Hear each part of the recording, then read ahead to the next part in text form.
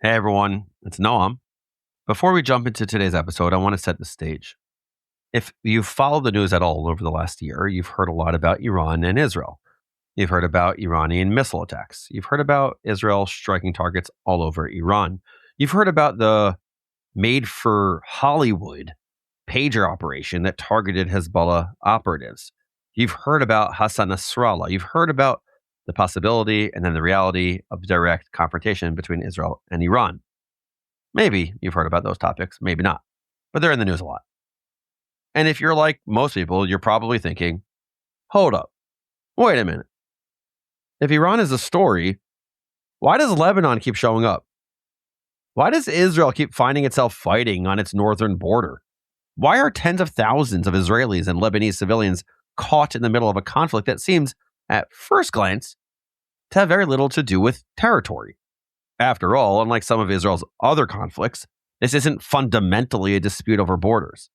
Israel and Lebanon are not fighting over who gets Beirut or Tel Aviv.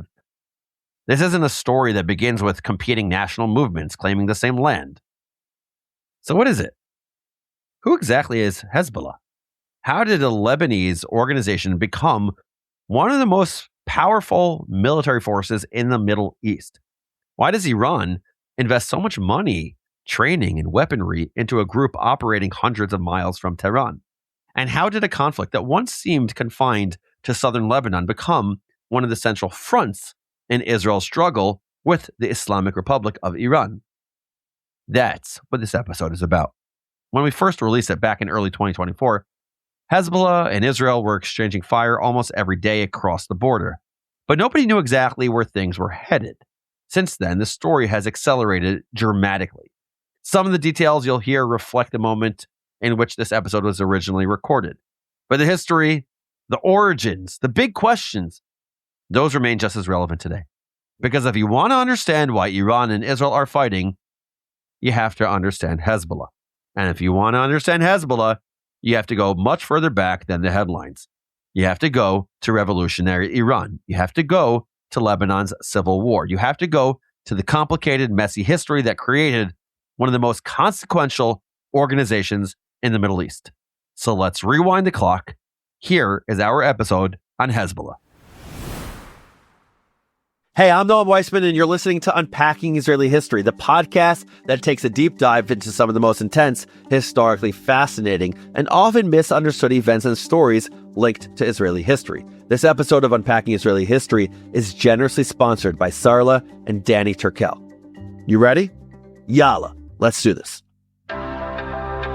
אנו מכריזים בזאת על הקמת מדינה יהודית בארץ ישראל.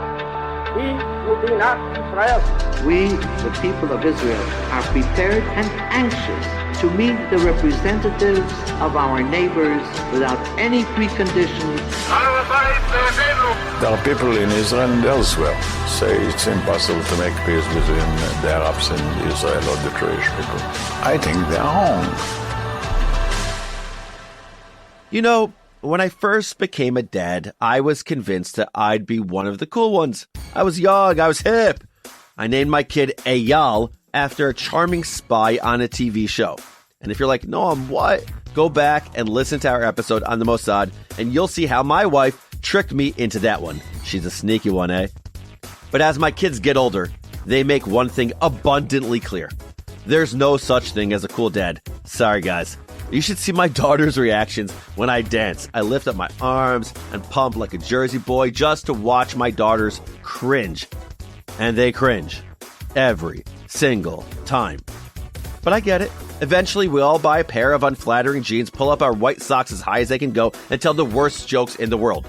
So that's how I'm going to start this episode, with a joke that was probably outdated when my dad was a kid. Lean in, right? Okay, so the joke starts with God creating the world. It's incredible. He makes rainforests and deserts and icebergs and mountains. He makes Victoria Falls. He makes that insane underwater cave in the Philippines. Seriously, Google it. It's gorgeous. He makes Australia. Ever been to Australia? Place is sick. Bondi Beach? Holy Lord. And then he tells the angels he's making a special place. It's going to be the holiest place on earth, with mountains and beaches and pure water springs and a sea filled with healing minerals, not to mention the milk and honey. And he's going to give it to one particular group of humans. The angels are like, hold up, this sounds too good to be true. You sure these humans deserve it? And why them? Won't the rest of the world get jealous? But God just smiles and says, guys, come on, I'm God. You think I don't think about these things? Of course I do. I've installed a fail-safe mechanism to keep the humans humble.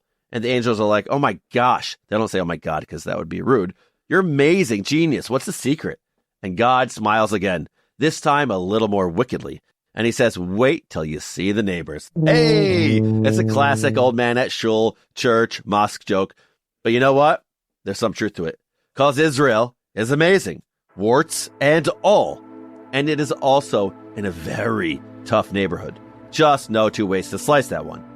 We've talked at length about the neighbors, about the 1948 war between newly minted Israelis and basically the entire Arab world, about the two front lines of the Yom Kippur War in 73, about endless terror attacks from the north and the south, and of course, we've devoted a whole lot of time to Hamas, who won the competition for Israel's worst neighbor on October 7th, 2023. Da-na-na, da-na-na.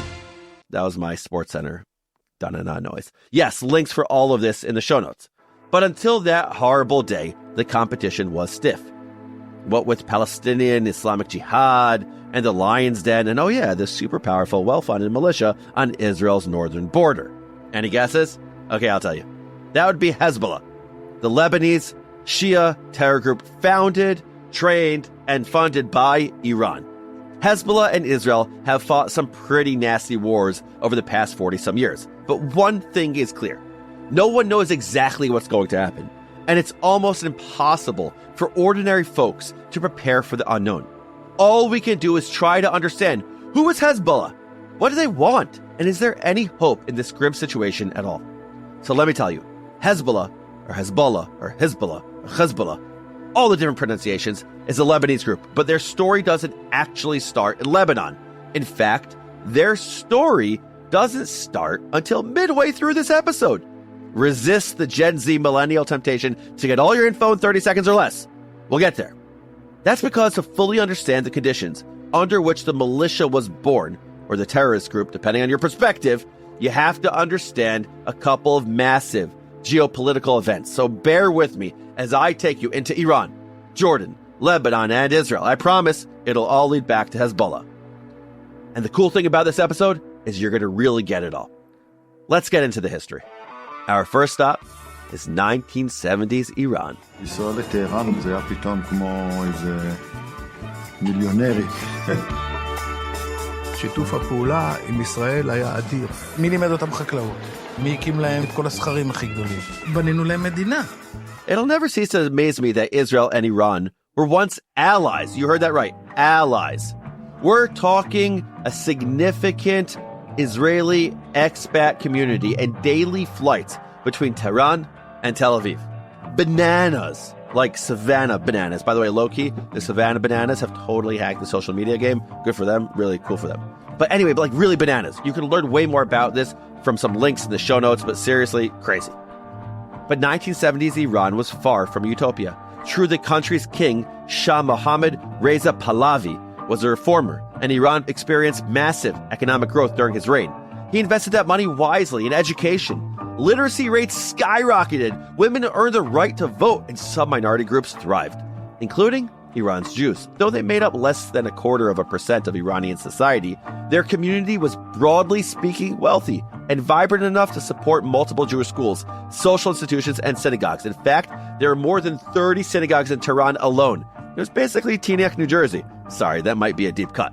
But there was trouble brewing under the surface. The Shah may have ushered in a new age for Iran, but the wealth was not divided equally. The gap between rich and poor, urban and rural, widened significantly. But if you happen to comment on Iran's massive income inequality, you just might find yourself in an interrogation cell. There was no freedom of speech or press under the Shah, and his secret police, the Savak, was among the most feared in the Middle East. Like anyone who unironically calls themselves kings of kings, the Shah was obsessed with maintaining his power. He wasn't above using surveillance, torture, forced disappearances, and executions to do it. To be fair to this violent dictator, and I love being fair to violent dictators, the threats to his power weren't just in his head. Yes, he'd inherited the throne from his father, but both father and son owed their power in part to the Brits and the Americans. So for many Iranians, the Shah was nothing more than a puppet of Western imperialism. And as you can imagine, the Shah loved hearing people question his legitimacy. Loved it. Just kidding, he hated it and did his absolute best to crush the mounting protests against him.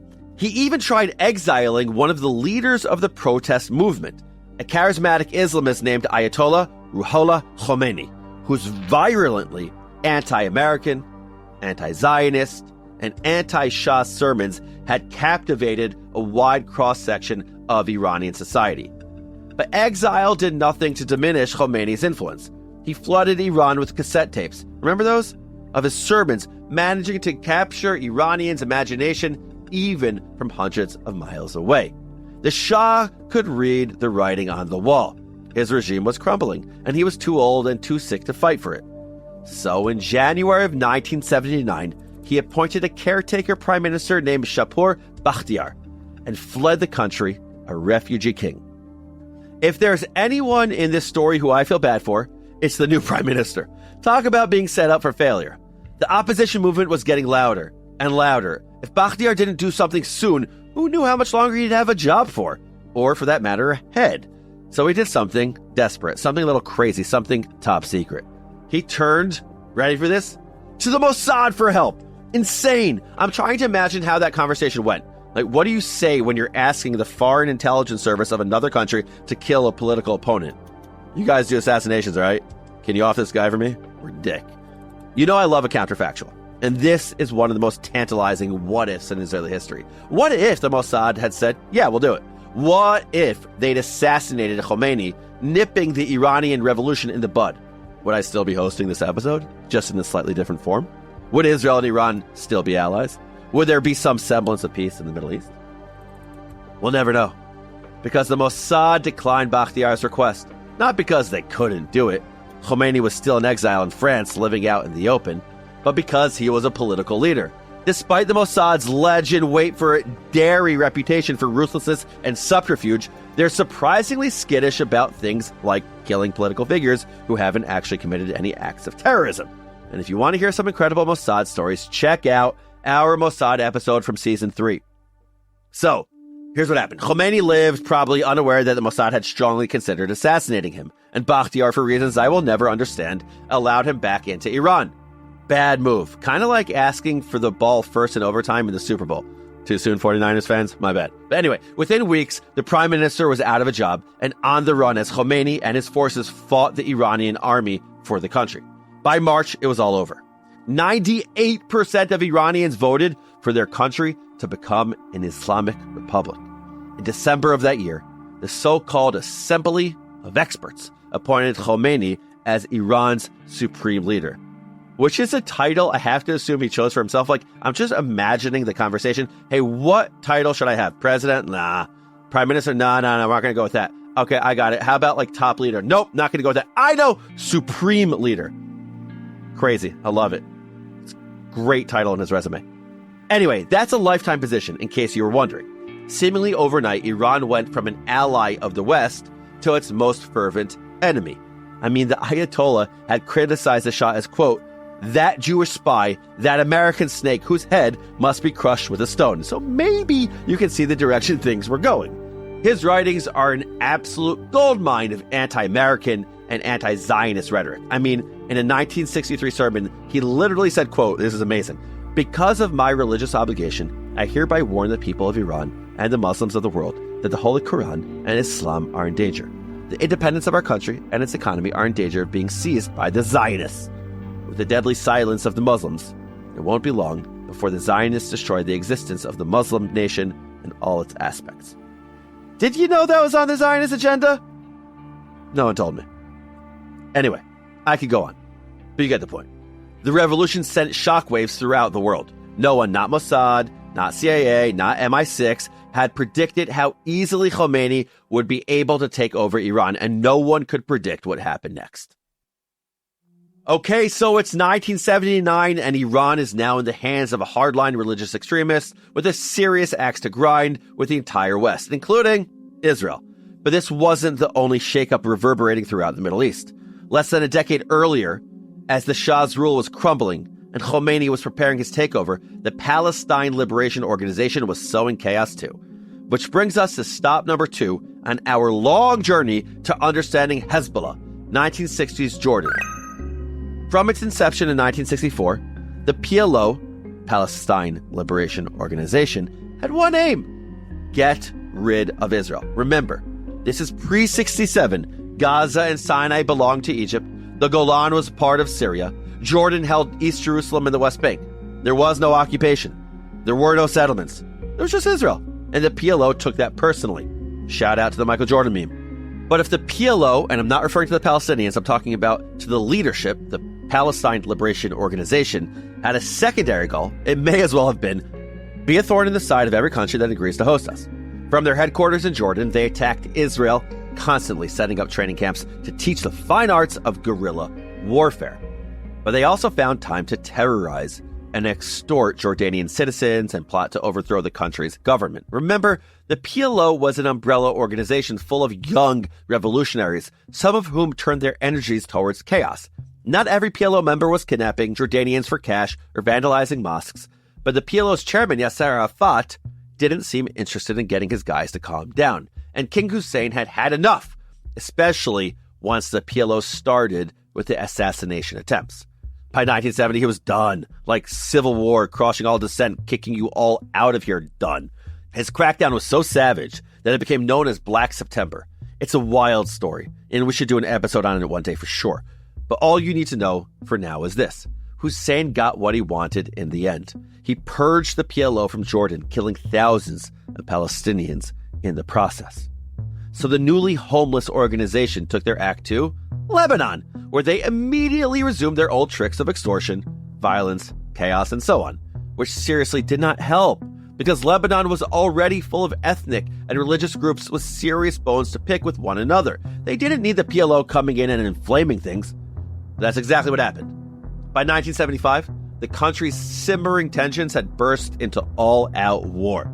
It was the perfect time for Ayatollah Khomeini to get involved. Yeah, remember that guy from our time in Iran? Well, he was looking to expand his regional influence, building an Islamist force loyal to him and his values, which again included a deep commitment to Islam, or his understanding of Islam, and a hatred of the U.S. matched only by his hatred of Israel. And he had identified the perfect target from which to build his guerrilla force.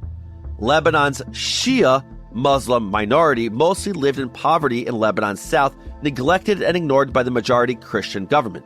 They were big mad about the decades of discrimination and neglect.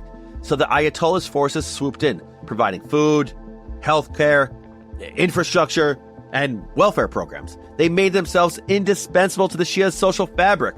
Along with the soup kitchens and mosques, they gave out something else, a vision for a different future, an Islamic future, and a Lebanon cleansed of foreign influence. It was an appealing vision, but it could only be achieved by force. Remember, war is raging. To a neglected minority group, force was not only justified, it felt essential. In a country where every day brought a fresh atrocity, it was kill or be killed. So lots of Shia men took up the Iranian offer of military training and sophisticated weaponry. They were done being kicked around, as they saw it, by the Christians and the Americans and the French and the Israelis who raided Lebanon every time the PLO got too frisky. By 1982, many of Lebanon's Shia had joined the country's newest, highly trained, well-funded Islamist militia, which was loyal first and foremost to Iran, again, which is a Shiite country. They were now a part of the so-called Party of God, in Arabic, wait for it, you got it right, Hezbollah. Lebanon's civil war was about to get a whole lot messier. So let's recap for a second, because if my head is spinning, so is yours, I'm guessing. Maybe not, but I think it is. And we haven't even gotten to the action yet. We've gotten to some action, but there's more action. So check it out. Number 1, there's a civil war in Lebanon. Number 2, the PLO is making it much worse by encouraging sectarian divisions and launching attacks on Israel. Number 3, meanwhile, Iran has been advancing its own interests by building up a highly trained Shia militia loyal first and foremost to Khomeini. And number 4, all of this was about to impact Israel in a big, messy way. You might have noticed I've been remarkably silent about Israel for a while. Well, welcome to stop number 4 on our journey. Israel. The Jewish state spent the 1970s doing two things: recovering from the Yom Kippur War, link in the show notes, and dealing with a seemingly endless string of raids and attacks. Oh, and if pictures from the time period are any indication, wearing really silly bell-bottoms. Somehow, fighting a civil war hadn't slowed down the PLO's main objective one bit. Though they were certainly keeping busy in Lebanon, they were still finding the time to mess with Israel. And the Jewish state was sick of it. Israel tried to stop the attacks multiple times, but nothing seemed to work. Not the Mossad's 1973 raid on PLO headquarters, link in the show notes, not their quiet backing of some of Lebanon's Christian militias in hopes that the Lebanese would be able to rid the country of their mutual enemy, and not their brief invasion of Lebanon in 1978 in retaliation for a horrific PLO-led massacre that left 38 Israeli civilians dead. By 1982, the Israeli public had it up to here with PLO attacks from Lebanon. The final straw was a Palestinian ambush on Israel's ambassador to England, which left him disabled for life. 72 hours later, IDF tanks set up shop in southern Lebanon with a single goal: stop the PLO attacks once and for all. And because the PLO, well, kinda sucked as neighbors, many Lebanese actually welcomed the IDF. As Yossi Klein Halevi, the great author, recounts in his book Like Dreamers, quote, Shiites as well as Christians threw rice and candies, welcoming the IDF as liberators from the hated PLO, which had terrorized southern Lebanon. But you know who wasn't happy to see the IDF roll into Lebanon? Our Iranian-backed friends, Hezbollah, who were perfectly in line with Khomeini's assertion that, quote, we are fighting against the Western world, devourers led by America, Israel, and Zionism. And what was Khomeini, and thus Hezbollah's ultimate goal? Quote, we say that Israel should be erased from the world and Jerusalem belongs to Muslims. Hezbollah took up the fight against the U.S. and Israel with gusto. The first indication that Israel was dealing with a new enemy came in November of 1982 when a Hezbollah operative drove a car packed with explosives into the IDF's military headquarters in Tyre, leveling the 7-story building and killing at least 75 Israelis, not to mention a number of Lebanese and Palestinian prisoners. And Hezbollah didn't stop there. Their next major suicide attack targeted the American embassy in Beirut, claiming more than 60 lives. A few days later, President Reagan addressed the United States. We don't know yet who bears responsibility for this terrible deed. What we do know is that the terrorists who planned and carried out this cynical and cowardly attack have failed in their purpose. They mistakenly believe that if they're cruel enough and violent enough, they will weaken American resolve and deter us from our effort to help build a lasting and secure peace in the Middle East. Well, if they think that, they don't know too much about America. But the attacks kept coming, each one crueler and more violent than the next. A suicide bomb at the UNRWA building in Tyre that killed 29 Israelis. By the way, UNRWA is now in the news a lot at the time of this recording, so just shout out to that reality. 2 massive side-by-side bombings of American and French peacekeeping forces that claimed 305 lives. The gruesome search for bodies continued today. Rescue workers did in fact find more bodies, and with each discovery, the task became more painful. The official toll now tops 160 dead and more than 180 wounded. And more. Suicide bombs, rocket attacks, kidnappings, torture. This new group didn't discriminate. They kidnapped CIA operatives, Israeli soldiers, unlucky French and American citizens living in Lebanon, and Lebanese Jews who had no connection to Israel or to the wider war. Some of their hostages were later freed. Others, like CIA station chief William Buckley, were held for months and slowly tortured to death. And in the background, the war was raging. You can hear more about it in our episode on Sabra Shatila, which is linked in the show notes. By September of 1982, Israel had achieved its primary objective, getting the PLO out of Beirut. The Palestinian group decamped to Tunisia, which random, but now Israel had a new and vicious enemy to deal with in Lebanon, Hezbollah. And they kept the attacks coming, even after Israel largely withdrew its forces from Lebanon in 1985. In fact, 1985 was a big year for Hezbollah, not just because it's the year I was born. It's also because they unveiled their official flag, which shows a hand gripping an assault rifle over the globe. Masters of subtlety, they are not. And in case anyone was confused about their aims, they also released a manifesto which laid out their objectives. to expel all foreigners from Lebanon, which kind of hypocritical coming from a group literally founded and funded by a foreign country, but okay.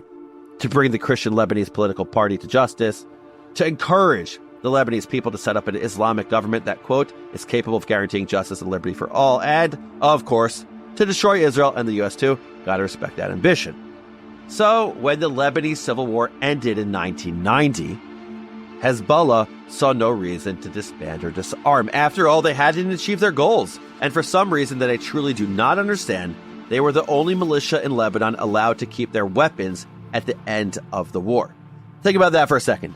Lebanon had just been ripped apart by a nasty civil war in which a bunch of armed groups terrorized one another, and yet the peace agreements that ended the war allowed the nastiest of these groups to keep its weapons. Friends, I'm going to go out on a limb here and say this was not good news for anyone but Hezbollah, and by extension, Iran. With their newfound legitimacy, Hezbollah started stepping up its attacks, and they were taking the show on the road. They attacked an Israeli embassy official in Turkey. They bombed embassies in London and Argentina, and one of their most unforgivable attacks, they bombed a Jewish community center in Buenos Aires, killing 85 people. Their message was clear: nowhere is safe for you. You, of course, being Jews. The group still found time to attack Israel, raining rockets on IDF positions and Israeli cities alike, all of which came from civilian centers.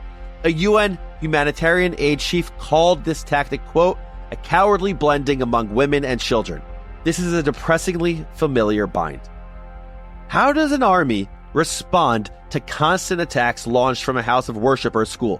Like, how do they deal with that? Do you A, say screw it and bomb the heck out of civilians? Do you B, send soldiers in on foot knowing that you're condemning a certain number to a nasty death? Or C, do nothing, abandoning whole neighborhoods to their fate as target practice? These are all terrible options.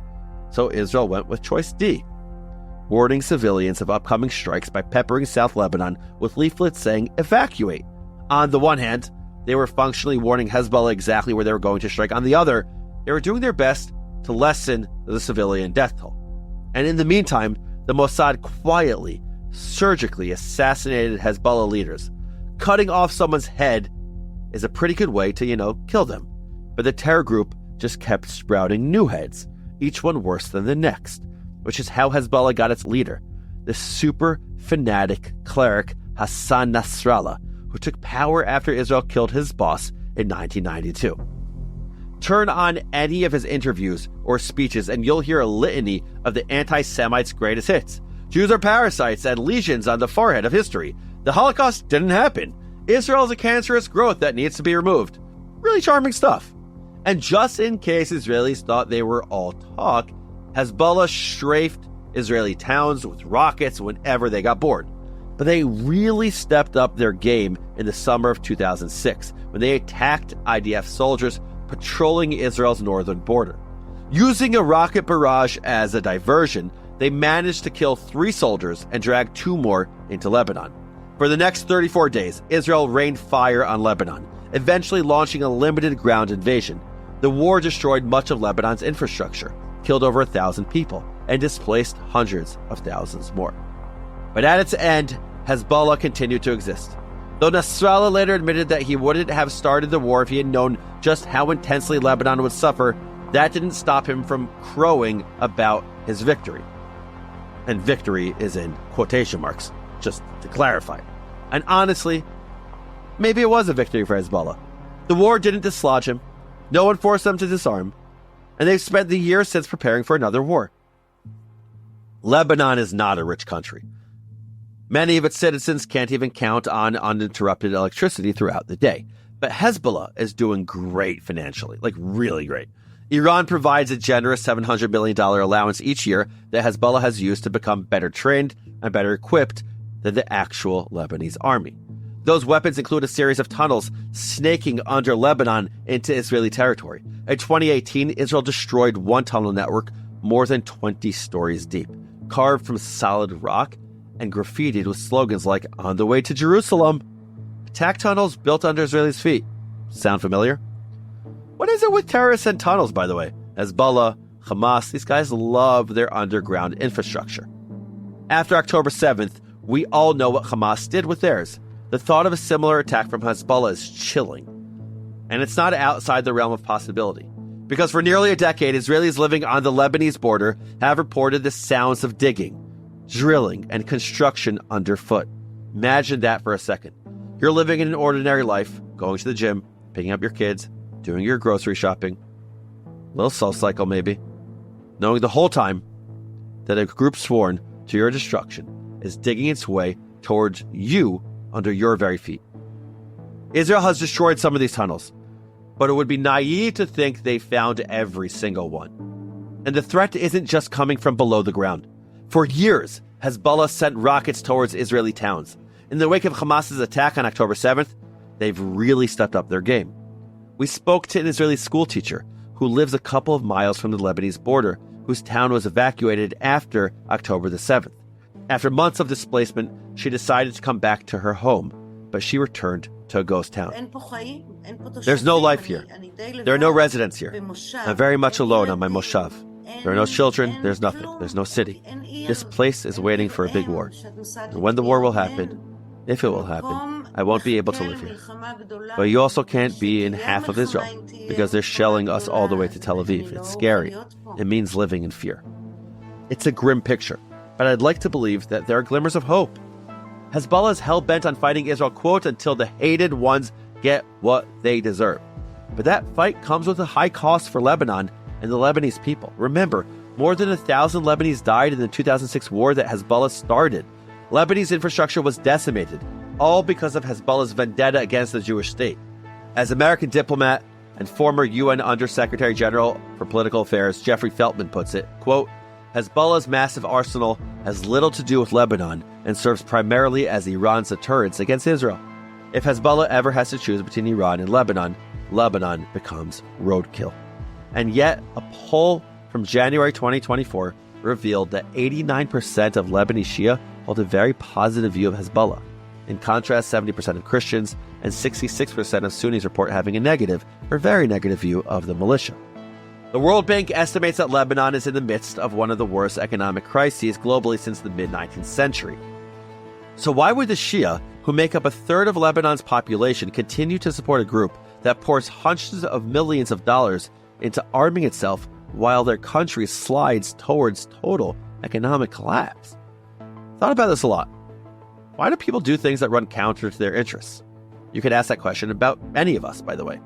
All of us make decisions that might look inexplicable from the outside, but probe deeply enough and you will find a kind of logic, even it's logic you don't agree with. So here's what I think is going on with Hezbollah's Lebanese supporters. There are multiple types of power: the show of force, rolling in with tanks, making people do or think or believe what you tell them because they're scared of you. It works for a while, but as in the case of Iran, it can't hold forever. Then there's soft power. This is the kind of power that Hezbollah is so good at wielding at home, offering jobs and hope and opportunities. In other words, showing up, building a society. Hezbollah isn't just a militia. It's not just a terrorist group as it's described in many parts of the world, full of scary guys with guns. It's also a political party, and it occupies a central role in Lebanese politics. My association with Hezbollah is dudes with assault rifles. Your average Shia person, though, their association with Hezbollah might be their friendly neighbor, or the guy who set up the soup kitchen down the street, or the candy man at the mosque. I'm just assuming mosques, like synagogues, all have a candy man. No one correct me if I'm wrong here, please, but that's what I'm hoping. And now that things are heating up with Israel yet again, Hezbollah can yet again position itself as Lebanon's protector. It's easy to believe that Israelis are all warriors, as Nasrallah once said so charmingly, when all you know of the country to your south is shelling and cross-border raids and the growing death toll in Gaza. And look, I want to be clear, I'm not condoning support for Hezbollah, like at all. And I think I understand how it can happen. Lebanon has powerful laws against normalization with Israel, which criminalize any contact with Israelis. You're a gamer in Beirut playing World of Warcraft, and an Israeli signs on, technically, you're not allowed to talk to them. You're scrolling Reddit from Tel Aviv and commenting in the Lebanon sub, well, anyone who responds to you is breaking the law. And that's an incredibly potent way to keep Lebanese people from seeing Israelis as fully human, as opposed to abstract conceptions. All they know about Israel is violence, and ugly stories, and bloodshed, and war, and strong military men. So of course you're going to support the group that positions itself as a defender. Ah, the power of education. And yes, I see the deep, ugly irony in the fact that Hezbollah pretends to be for Lebanon when it's literally loyal to another country. But human beings are complicated, aren't we all? Lebanon is weak, divided, and unstable. And in a country this fractious, anyone who has managed to hold on to power 40 years might be doing something right. Maybe, to some, Hezbollah is just the best of a bunch of bad options. Seems wild to me from the outside, but I'm on the outside. And that's important to remember before we start making value judgments about a third of Lebanon's people. I have to believe, though, that there's still a chance to stop whatever is coming. That Iran and Hezbollah can be convinced to draw their feet back from the fire. That's why we do this podcast after all, in the hope that with enough education, enough stories, enough empathy, maybe things can still change. It's a slim glimmer of hope, but sometimes that's all you need to ward off the darkness. So that's the story of Hezbollah, and here are your 5 fast facts. Number 1, in 1979, a fiery Shia cleric named Ayatollah Khomeini took over Iran and quickly started exporting his firebrand ideology across the globe. Number 2, he started in Lebanon, which was in the throes of a nasty war, which involved every Lebanese ethnic and religious group, as well as Israel and Syria. Oy. Iranian forces zoomed in on the country's neglected Shia population, earning the community's loyalty. Number 3, by 1985, the Iranians had built a well-trained militia loyal to the Ayatollah. This new force, which they called Hezbollah, made its name with a series of devastating terror attacks on Israeli, French, and American targets in Lebanon. Number 4, even though the Lebanese civil war ended in 1990, Hezbollah did not disarm. They continued their campaign of international terror, vowing to destroy Israel. And number 5, since then, Hezbollah has attacked Israel numerous times, kicking off a nasty war in 2006. Those are your 5 fast facts, but here's one enduring lesson as I see it. I heard a story recently that really sticks with me. It's called The Parable of the Sadhu, and it goes like this. A bunch of mountaineers from different countries are climbing Everest, because that's how some people have fun, scare the living daylights out of me, but whatever. They're all in groups, the Americans, Kiwis, Swedes, Japanese, whatever. And because they're in a super harsh environment, they've developed a kind of camaraderie, warning each other when there's a steep drop ahead, stuff like that. Anyway, one of the Kiwis has forged ahead, eager to get to the top. But soon he comes back down, annoyed, carrying the body of a sadhu, or holy man. The guy isn't dressed properly. He has no supplies. On Everest, that's a death sentence. He'd clearly gotten stuck while visiting a shrine, and now he was hypothermic, close to dead. The mountaineer who had brought him down to base camp was like, I did my part. I brought this dude to base camp. Now he's someone else's problem. And then he climbs back up, ready to see the summit of this inconquerable mountain. So the rest of the mountaineers start trying to help the sadhu. They give him clothes and food and water, and he's starting to revive a little. But there's no way this dude should be on an icy, high-altitude mountain. His body has just gone through shock. He needs to be at sea level recovering. Ever been to Everest? No, me neither. But I hear it's pretty hard to climb. Going down the mountain is almost as precarious as getting up, and yet no one wants to undo all their progress and help the sadhu get back to ground. And I get it. Everest is intense, that's what they tell me. Even groups with porters need to conserve their energy. It can be dangerous to bring the guy down and then try to get back up. And why should these groups risk their lives for a guy who hadn't been adequately prepared? Finally, someone does end up carrying the sadhu partway down the mountain, but he was still pretty high up. If he wanted to reach sea level, he'd have to fend for himself. That's essentially where the story ends, and maybe I didn't tell the story perfectly, but you get the idea. Don't you love open-ended, ambiguous tales where no one tells you what happened?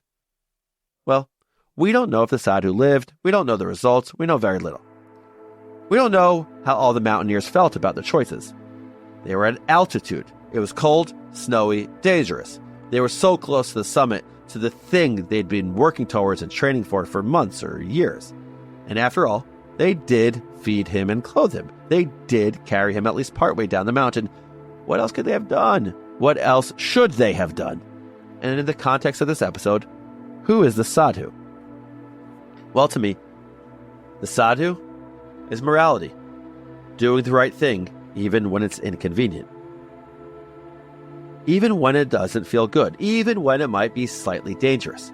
The mountaineers, that's all of Israel. Ordinary society, political, military leaders, regular old soldiers. Really, the mountaineers represent anyone who has yet to make difficult moral decisions, particularly in less than ideal circumstances. In the parable, the mountaineers are thousands of feet up. The air thin and precious. When every atom in your body is focused on survival, doing the right thing can feel like a luxury you can't afford. That's what it is to be a Jewish state among those unfriendly neighbors. Those are the circumstances under which Israeli leaders have made every decision.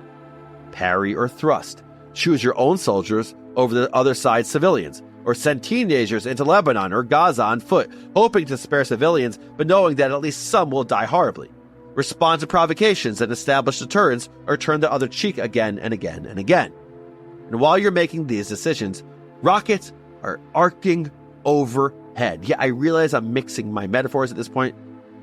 The parable would have been a lot different if someone had taken charge, said, "This is unacceptable. We're going to get this guy down the mountain no matter what. We can always come back and climb to the mountain, but he only has one life."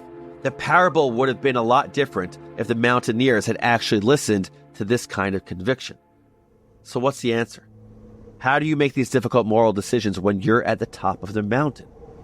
The answer is, and this is my takeaway from the parable of the Sadhu, you don't. You make them before you climb up. You make them when you could think straight, when you could feel something other than the screaming need to just survive, when you have the luxury of thinking through complex ethical questions. But that's not really how life works, is it? That's not how countries work, and that's certainly not how war works. Israel didn't want this war with Hamas. It didn't want the war with Hezbollah in 2006, and it definitely doesn't want another war on its northern border in 2024. But there's no way off this mountain, no way to stop this ride, and we all have to hope that the mountaineers in this scenario would think carefully before they plunge us all into a multi-front war. Unpacking Israeli History is a production of Unpacked and OpenDor Media brand. Follow us wherever you get your podcasts. If this episode hit you in some way, please share it. And as always, I love hearing from you, so email me at noam@unpacked.media. This episode was produced by Rifki Stern.